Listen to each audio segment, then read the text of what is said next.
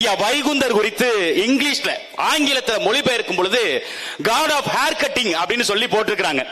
முட்டிக்கு மேலே முட்டிக்கு கீழே வேட்டிய கட்டக்கூடாது. அப்படியா? ஏடா தலைக்கு மேல கட்டான். அவன் தான்டா வைகுந்தன். மெட்ராஸ் பிரசிடென்சிக்கு தமிழ்நாடு என்று பெயர் வைத்தவர் யார்? அது வைத்த ஆண்டு எந்த ஆண்டு? இப்படியே கேட்டு வராண்டா. இதெல்லாம் வந்துடா வரலாறு. தமிழ்நாடு தேர்வு ஆணையத்தினுடைய தலைவர் அவர் சொல்லுகிறார், அரசியல் கேள்விகளை கேட்கக்கூடாது என்று சொல்லியிருக்கோம். இது என்ன கேள்வி ஐயா பெருமகனே? டே இவங்களை கொளுத்தணுங்கிறது எதுக்கு தெரியுமாடா? 50,000 ஆண்டுகளுக்கு மூத்த நம்மை, வரலாற்று பெருமை கொண்ட ஒரு இனத்தின் மக்களை இந்த திராவிட கட்சி தொடங்கிய காலத்திற்குள்ளே சுருக்குவாண்டா. பெரியார், அண்ணா, கருணாநிதி, எம்ஜிஆர், ஜெயலலிதா இதுக்குள்ளே தான் சொல்லுவான்.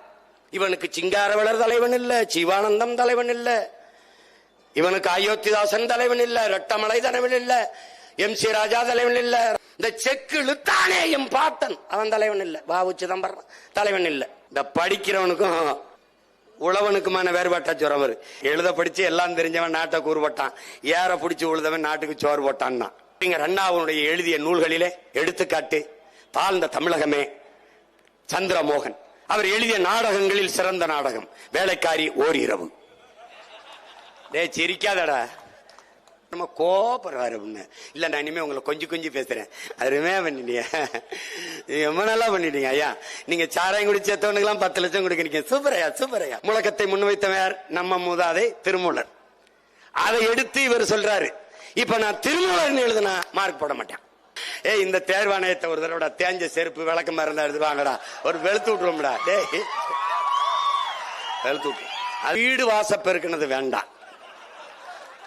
கக்கூஸ்ல இப்படியே தேய்ச்சி வச்சிருக்க ஒரு குட்டை ஈக்கிமா இருக்குமாடா, அதை வச்சு வச்சு பைத்தியக்காரப்ப இல்ல போங்கடா. A breastless woman longing for sex அப்படின்னு போட்டு வச்சிருக்காப்ல. எழுத தூர போட்டு மறுபடி சரியான முறையில் தேர்வு அப்படியே நடத்துமாடா. மறுபடி நடத்துங்கள் என்பதுதான் நம் பிள்ளைகளுடைய கோரிக்கை. மறுபடியும் நடத்து. 3 மணி நேரம் தான் தேர்வு எழுதுறதுக்கு நேரம். கேள்வியை படித்து என்ன கேள்வின்னு பொருள் புரிந்து கொண்டு பதில் எழுதுவதற்குள்ளேயே நேரம் முடிஞ்சுருது. பார்க்க கூடாது, பக்கத்து வீட்டுக்காரனை பார்க்க கூடாது, யாரையுமே பார்க்க கூடாது. என்ன பார்க்கணும்? புத்தகத்தை மட்டும் பார்க்கணும், புத்தகத்தை மட்டும் பார்க்கணும், புத்தகத்தை மட்டும் பார்க்கணும். இங்கே குடிக்கிறவனுக்கு எல்லா சலுகையும் இருக்கு, ஆனா படிக்கிறவனுக்கு எந்த சலுகையும் இல்ல. தேர்வு அறைக்கு தேர்வு எழுதுற அறைக்குள்ளே வருவதற்கு முன்பே கேள்வித்தாள் பெட்டி பிரிக்கப்படுது என்றால் அப்ப அந்த கேள்வி என்னென்ன இருக்குது வெளியில சொல்லப்பட்டிருக்கு, கசிஞ்சிருக்கு.